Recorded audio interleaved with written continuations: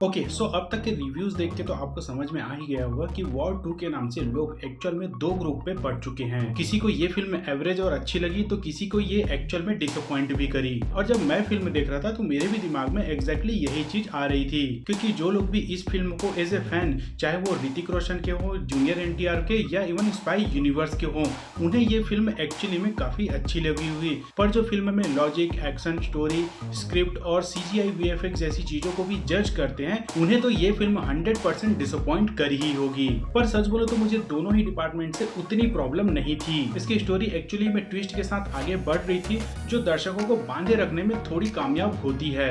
Emotional scenes, actions, दोस्ती यारी, प्यार मोहब्बत, ये सारी चीजें फैंस को बीच बीच में खुश रखने की कोशिश करती है। अब रही बात इनलॉजिकल सीन्स की, तो बहुत से लोग इंक्लूडिंग मी ये एक्सपेक्ट करके गए थे कि इसमें ऐसे ही सीन्स होने वाले हैं, इसलिए एक्चुअल में थिएटर में जाकर वो सर पकड़ने वाला मोमेंट नहीं आया, क्योंकि वो सारी चीजें हमने ऑलरेडी ट्रेलर में देख ही चुके थे। हाँ, पर वो ड्रोन पे लटकने वाला सीन कुछ ज्यादा ही बिलो लॉजिक था। बट स्टिल इन सब के ऊपर बात करके एक्चुअली में अब कोई फायदा नहीं है। बट इन सब को छोड़ने के बावजूद भी इसका सबसे बड़ा प्रॉब्लम है खुद इसका यूनिवर्स, कि ये यूनिवर्स एक्चुअल में पोटेंशियल रखती है कुछ धमाकेदार करने की। एक तो यश राज फिल्म जैसी बड़ी प्रोडक्शन हाउस जिनके पास पैसों की एक्चुअली में कोई कमी नहीं है, फिर उनका ओवरऑल रेपुटेशन और मार्केट दोनों अच्छा है। आप मानो या ना मानो, बट फिल्म इंडस्ट्री में यश राज एक ब्रांड है और इसीलिए ही वो अपने इस यूनिवर्स को सक्सेसफुली सेटअप कर भी चुके हैं। लोगों के बीच इसकी एक अलग पहचान बन चुकी है। मूवी खत्म होने के बाद भी लोग ठीक उसी तरीके से बैठे रहते हैं जैसे अक्सर हम मार्वल डीसी के मूवीज में देखते हैं। पर इसके बावजूद भी ऐसा लगता है कि यश राज वाले इस शानदार अपॉर्चुनिटी को और अच्छे से यूज करके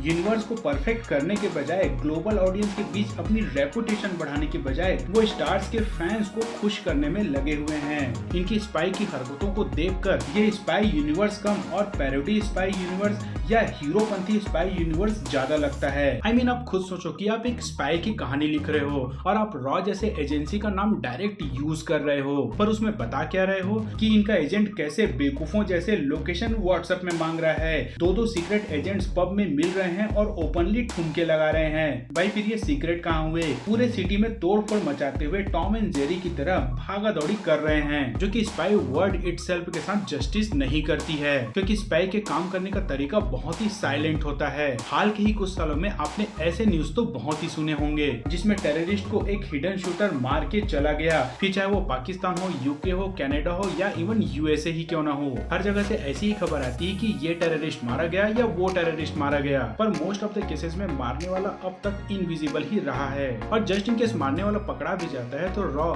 या किसी दूसरे एजेंसी से कोई कनेक्शन नहीं नजर आता है। वो इतने परफेक्ट और प्रीसाइज तरीके से काम करते हैं कि भाई काम भी हो जाता है और किसी को पता भी नहीं चलता। नाउ जस्ट इमेजिन कि इनकी रियल स्टोरी इतनी अमेजिंग होती है, तो जब ये बड़े पर्दे पे आएगा तो और कितना इंटरेस्टिंग हो सकता है। और इन सारे रियल इंसिडेंट से ये तो समझ में आता है कि स्पाई एक्चुअली में मेंटली बहुत स्ट्रांग होते हैं, उनके लिए करेज एंड स्किल ज्यादा इंपॉर्टेंट होता है। उसके बाद एक्चुअली में वो टफ एंड फिजिकली स्ट्रांग होते हैं। आपने जेम्स बॉन्ड की मूवी में कितनी बार ऐसा देखा है कि वो अकेले ही 15-20 ट्रेंड फाइटर को अकेले ही पेल रहा हो, ट्रेन में एफर्टलेसली दौड़ रहा हो बिना किसी मिस्टेक के।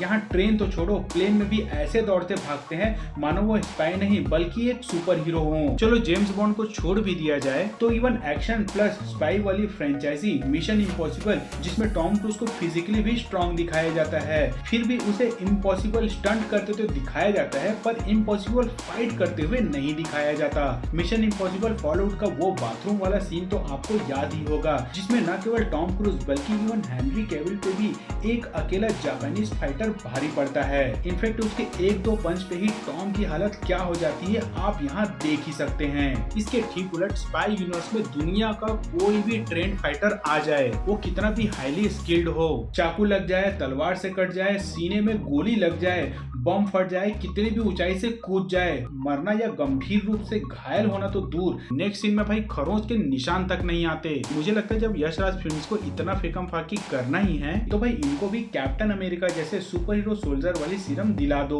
और रॉ की जगह एक सुपर फ्यूचरिस्टिक फिक्शनल एजेंसी बना दो, जैसे मिशन इम्पॉसिबल की एजेंसी है और लेटेस्ट सिटाडेल की एजेंसी है। पर यश राज वाले तो मानो ठान के रखे हुए हैं कि यूज करेंगे तो रॉ का ही यूज करेंगे, उससे ही वो देशभक्त भी निकालेंगे और उससे ही वो वर्ल्ड के मोस्ट वांटेड क्रिमिनल्स भी निकालेंगे, फेक एक्शन सीन्स दिखाएंगे, हर मूवी में नए नए पॉपुलर एक्टर्स को लेंगे, उनकी पॉपुलैरिटी को यूज करेंगे, स्लो मोशन में उनका शो ऑफ करेंगे ताकि फैंस को थिएटर हॉल में हुदंग करने का मौका मिले, और फ्रॉम नोवेयर बिना किसी डिमांड के भी एक आध बिकनी वाला सीन डाल देंगे एंड दैट्स इट, बन गया स्पाई यूनिवर्स। और यश राज के इस यूनिवर्स का फंडा अब तक यही रहा है, जबकि एक्चुअल में होना तो ये चाहिए कि जितने पैसे और टाइम वो स्टार्स को दे रहे हैं उससे भी कम पैसे, इनफैक्ट आधे से भी कम पैसे अगर वो कॉन्सेप्ट, रिसर्च, स्टोरी और स्क्रिप्ट राइटर पे लगा देते तो आज स्पाई यूनिवर्स का एक्चुअल में एक ग्लोबल रेपुटेशन होता और बेटर कंटेंट एक्चुअल में काम करता है। इसका सबसे बेस्ट और लेटेस्ट एग्जांपल महाअवतार नरसिम्हा है,